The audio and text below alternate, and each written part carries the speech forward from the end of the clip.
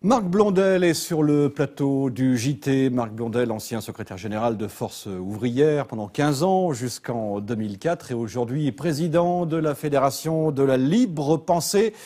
Il anime ce soir une conférence débat à Annecy, au siège de la Fédération des œuvres laïques, ce jeudi soir à partir de 20h. Monsieur Blondel, bonsoir. Bonsoir. Merci de nous d'avoir accepté de nous rendre une petite visite sur le plateau du JT pour parler de laïcité, puisque le rendez-vous à la Fédération des œuvres laïques ce soir à Annecy, c'est pour parler de laïcité, et notamment, d'après ce que j'ai compris, pour parler des menaces qui planent sur la laïcité. Première question, Monsieur Blondel, est-ce que la laïcité telle qu'on la conçoit en France est, selon vous, en péril aujourd'hui? C'est à la fois plus délicat et à la fois, je dirais, plus fort. Ça peut paraître paradoxal. Il semblait que la situation ait été réglée depuis 1905, avec la séparation des églises et de l'État. Il semblait, au moins à tous les citoyens et les hommes politiques de l'époque, au moins ceux qui défendaient cette théorie, que l'engagement religieux était une affaire personnelle et privée et que l'engagement citoyen était pour tout le monde, était en fait l'engagement public et politique. Or, on se rend compte depuis 1905 qu'il y a eu une série de contournements, de déviations, d'influences, etc., qui font que maintenant, des gens qui, comme moi, ne devraient rien dire. Moi, je suis un gosse de l'école publique, je suis un laïc, et je voudrais vivre qu'entre gens laïcs qui appliquent la laïcité, eh bien, je suis obligé d'être un braillard.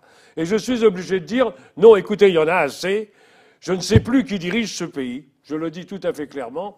Est-ce que lorsque les élus politiques, ceux que nous avons élus comme citoyens, prennent des décisions, est-ce qu'ils les prennent à ce titre ou est-ce qu'ils les prennent au nom d'une influence religieuse, quelle qu'elle soit, y compris, les influences religieuses sont maintenant en France multiples, vous comprenez, bon, y compris. Alors je peux citer, mais je ne voudrais pas offenser quiconque, mais en son temps, M. Fillon, qui jugeait utile d'aller, je ne parle pas du président Sarkozy, qui finissait par dire que jamais l'instituteur ne remplacerait un pasteur ou un curé. Il faut quand même le faire, hein, pour un président de la République qui était un président de la République par définition laïque, puisque notre République est une République laïque. Et puis, je dirais même le gouvernement actuel, qui, bien entendu, a utilisé la notion de laïcité, au moins pour être élu, etc.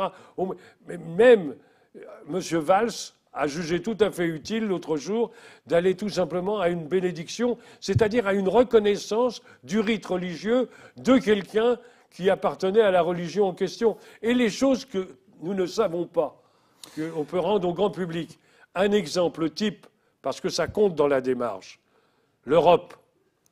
La France est représentée auprès de M. Barroso pour les nanotechnologies, ça vous touche, la télévision. On pense à Grenoble notamment. Et pour les problèmes en matière de recherche sur l'embryon humain, ils sont représentés par Monseigneur Agnus et par une vierge consacrée. Vierge consacrée, c'est pas obligatoirement ce à quoi on pense immédiatement, c'est une vierge consacrée à la religion, c'est-à-dire qu'elle a fait serment de... C'est-à-dire que la France est représentée, pays dit laïque, est représenté par deux religieux. Et quand on sait que le secrétaire rapporteur de cette commission est de l'Opus Dei, ça veut dire qu'au niveau européen, c'est l'Église catholique et romaine qui domine. Elle rentre dans la sphère publique et politique. C'est ça que je conteste. Alors, si il y a manifestement, selon vous, un vrai problème, on peut dire que la République peut-être a baissé la garde par rapport à ses fondamentaux. Il faut peut-être, c'est ce que vous voulez faire, dans un rendez-vous comme à la Fédération des œuvres laïques ce soir de Haute-Savoie à Annecy, repréciser, donc voilà, il y a le public, il y a le privé, et dans le privé, il y a les confessions religieuses, mais dans le privé seulement, c'est bien rescinder les deux?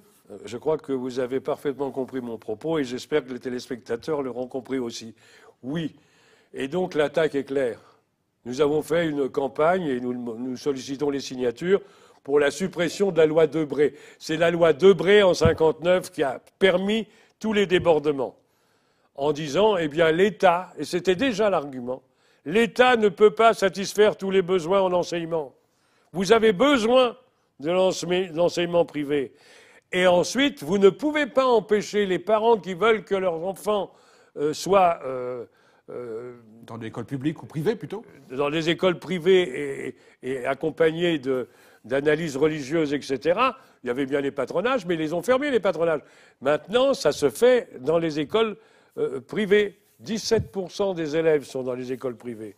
Et l'argument maintenant... Ça, c'est pas la décision de l'État, c'est la décision des familles, évidemment.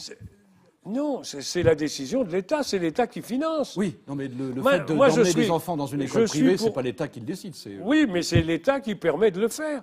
Je suis pour le financement de l'école publique par l'argent public, et je suis pour le financement des écoles privées par l'argent privé. Les familles qui veulent que leur enfant suive un enseignement religieux, c'est leur droit, mais ils n'ont qu'à se le payer. Ça n'est pas à l'État de le payer, c'est pas aux autres citoyens de payer ça. Et l'argent qu'on consacre à l'école privée, moi je suis pour qu'on le mette au public, parce que je considère qu'effectivement notre enseignement a quelques faiblesses et qu'il ne correspond pas aux besoins. Ça c'est vrai. Message reçu. Merci beaucoup Marc Blondel d'avoir répondu à ces quelques questions. Merci de vos invitations.